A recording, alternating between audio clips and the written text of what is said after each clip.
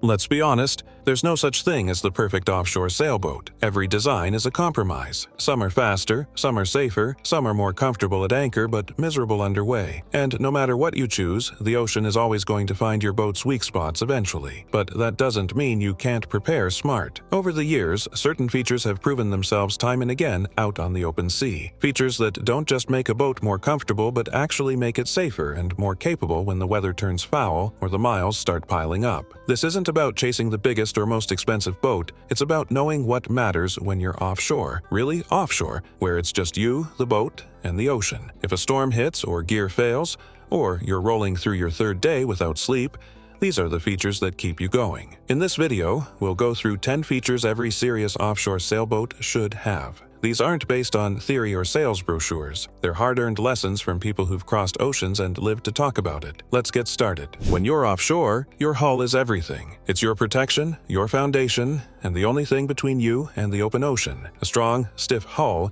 isn't about aesthetics or fancy materials. It's about survival. Offshore conditions can be brutal. Long period swells, slamming into waves, and constant motion over days or weeks all take a toll. If the hull flexes too much, everything suffers: rigging, bulkheads, even the integrity of the boat itself. A stiff hull resists twisting and pounding, which means less stress on the rig and more predictable handling. It also means fewer leaks, less creaking, and better longevity. Materials like solid fiberglass, aluminum, and strong composite layups are preferred by offshore sailors for exactly this reason. Lightweight production hulls with minimal reinforcement might be fine for weekend cruising, but offshore, they can start to feel fragile real quick. Look for boats with a proven track record, ones that have already crossed oceans. Check for substantial stringers, bonded bulkheads, and solid glass below the waterline. A well-built hull doesn't just handle abuse, it gives you the confidence to keep going when conditions get rough. Offshore sailing doesn't forgive weak construction, and your hull is the last place to compromise. The keel, rudder, and chainplates are the load-bearing heart of your boat's sailing ability. Offshore, they take on extreme forces, pounding seas, sustained pressure, and sharp, unpredictable loads. If any one of these fails, you're no longer just sailing, you're in survival mode. The keel must be solidly attached and structurally integrated into the hull. That means proper bolts, backing plates, and reinforcement that can take a hit and keep going.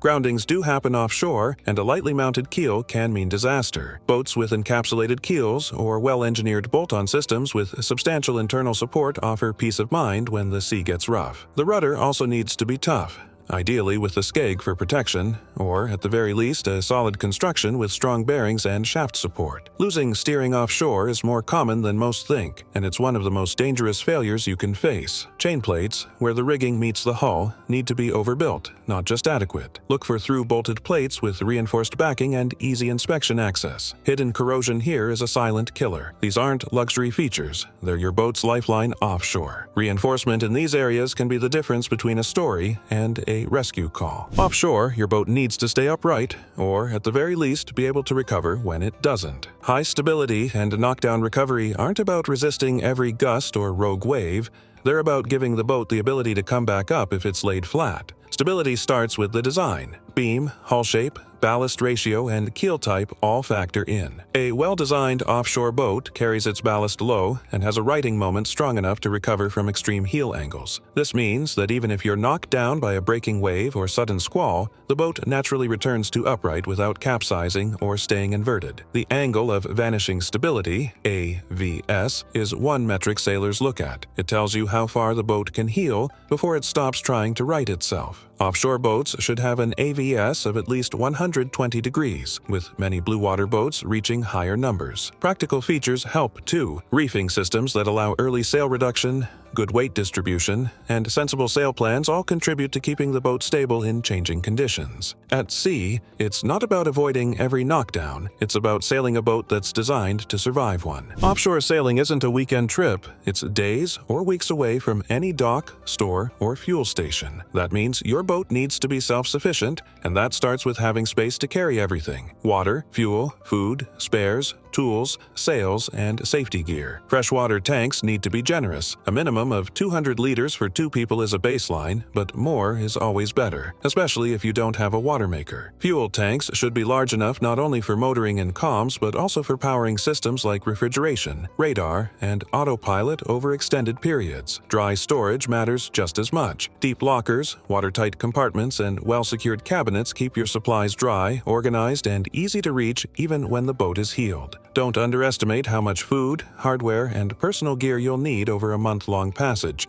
or how important it is that it all stays put in a rolling sea. Weight distribution is key. A good offshore boat balances storage throughout the hull. No overloaded stern lockers or bow-heavy setups that ruin handling. And spares? You'll want backups of everything critical, from alternators to autopilot parts. Storage isn't glamorous, but offshore, it's survival. You can't always avoid trouble at sea, but you can be ready for it. Emergency and safety gear isn't optional offshore. It's part of the design, and it needs to be easily accessible, well secured, and properly installed. Start with the basics: a properly mounted life raft, grab bag, ditch kit, and personal flotation devices for every crew member. These aren't just checkboxes, they're lifelines when things go sideways. Your life raft should be stowed in a place you can reach even if the boat is flooding or upside down. An EPIRB, emergency position indicating radio beacon, is non-negotiable. It connects you to search and rescue instantly. PLDS, personal locator beacons, AIS, man overboard devices, and satellite messengers add extra layers of safety and redundancy. Fire extinguishers, bilge pumps, manual and electric, storm sails, emergency tiller, and proper jack lines all need to be part of the setup. These aren't things you add after buying the boat. They're essential features that should be built into your offshore plan from day one. Lastly, every piece of gear is only as good as its maintenance. Safety gear needs to be checked, serviced, and ready to go. When something fails offshore, it's usually the thing you forgot to inspect. Offshore, the inside of your boat is just as important as what's on deck. When the sea gets rough, everything inside starts moving. Gear, people, even your footing. That's why a secure, functional interior layout is a core offshore feature. First, you need safe movement below deck. Handholds should be everywhere, overhead, along bulkheads near the galley and companionway. You don't want to cross the saloon like it's an ice rink when the boat's rolling in heavy seas. The galley should be compact and secure, with bracing on both sides so you can cook underway without getting tossed. Deep sinks, fiddled counters, and gimbaled stoves aren't luxuries, they're necessities. Berths should be set up with lee cloths to keep crew from falling out while sleeping on a heel. Storage needs to stay shut. Lockers should latch tight, floorboards shouldn't fly up, and tools or heavy gear must be properly secured. In heavy weather, even a coffee mug can become a missile. An interior designed for offshore sailing keeps crew safe, gear organized, and fatigue to a minimum. Comfort is nice, but offshore function comes first. A well-thought-out interior turns chaos into control. Speed might win races, but offshore, it's seaworthiness that keeps you safe. A boat designed for blue water isn't focused on light wind performance or regatta podiums. It's built to stay afloat, stay upright, and stay in control when the wind howls and the waves stack up. Seaworthiness comes from hull shape, ballast distribution, rig design, and deck layout. Full or moderate displacement hulls tend to handle rough water more gently, sacrificing top speed for a more stable, forgiving motion. That matters a lot on day 5 of a passage when fatigue sets in and weather gets unpredictable. Offshore boats usually favor conservative rigs, cutter setups, manageable sail areas, and reefing systems you can handle solo or short-handed. A lower sail plan and smaller mainsail might not win a regatta, but they'll help you sleep at night when the wind's building. Design also means durability. Offshore boats are overbuilt in the best way. Thicker layups, stronger bulkheads, heavier rigging. All of that adds weight, yes, but it adds confidence too. In short, a seaworthy design puts survival and comfort in bad conditions ahead of performance in ideal ones. Offshore sailing is about endurance, not excitement. And when conditions turn, seaworthiness isn't a nice feature, it's everything. Offshore, the more complicated your systems are,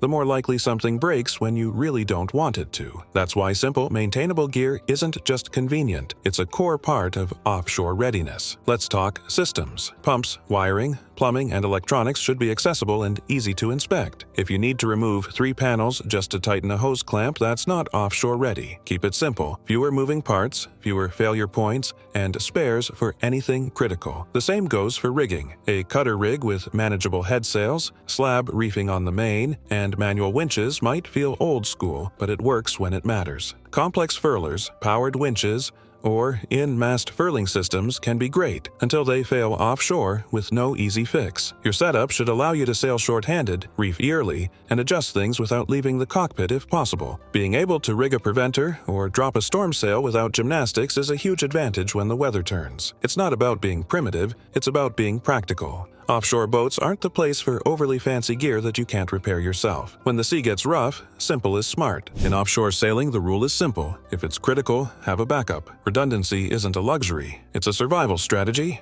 When you're hundreds of miles from land, there's no mechanic, no chandlery, and no quick fix. If something breaks, you either fix it yourself or you do without. And some systems you simply can't do without. Start with navigation. You need at least 2, ideally 3, ways to know where you are. A chart plotter, a handheld GPS, and paper charts. Same for communication. A VHF, a handheld backup, and ideally something with satellite capability. Your steering system needs redundancy too. That means a well-maintained emergency tiller, and if possible, a wind vane or backup autopilot. Steering failure is one of the most common offshore disasters. Don't leave it to chance. 2 bilge pumps minimum with 1 manual. Extra fuel and water tanks. Duplicate tools and spares for the engine, rigging, plumbing, and electronics. Even basic things like headlamps, knives, flashlights should have backups. The ocean doesn't care what failed, it only cares that you didn't prepare for it. Offshore-ready boats are built and equipped with that truth in mind. If something's mission critical, you need more than one. The cockpit is where you'll spend a huge chunk of your time underway. And offshore, it needs to be more than just comfortable, it needs to be safe. A good offshore cockpit is small enough to limit the amount of water it can hold, deep enough to give protection, and designed to shed water fast if it takes a wave. High coamings and strong dodgers protect the crew from wind and spray. Tethers and jacklines should run through the cockpit for easy clipping in. Everything you need, winches, lines, helm, autopilot, should be within reach so you're not scrambling around when the boat's bouncing in heavy seas. Drainage is critical. The cockpit should have large, clear drains, scuppers, that can empty quickly if a wave breaks over the stern. Some bluewater sailors even avoid open transoms for this reason, preferring designs that keep green water out, not let it through. Storage lockers must be watertight and latched securely. You don't want to lose gear, or worse, flood the interior because of a sloppy cockpit design. This is your command center offshore. It needs to be safe, secure, and built for serious weather. A well-protected cockpit isn't just more comfortable, it's a lifeline. Offshore sailing isn't about perfection, it's about preparation. The sea doesn't play favorites, and once you leave the protection of the coast, your boat has to carry the full weight of the journey. These 10 features aren't just nice ideas, they're the backbone of a true bluewater cruiser. They keep the boat strong, the systems running, and the crew safe when things get tough. It doesn't matter if you're crossing an ocean or just stretching your legs 100 miles offshore. These features give you the confidence to go farther, stay out longer, and handle whatever weather comes your way. And while every sailor has their own preferences, the boats that last out there, the ones that take care of their crews and bring them home, tend to have these traits in common. So if you're planning your first passage, outfitting your boat, or still dreaming at the dock, use this list as a gut check. Offshore sailing rewards preparation, and your boat should be built for more than just fair winds and sunny days. Thanks for watching. Fair winds and stay safe out there.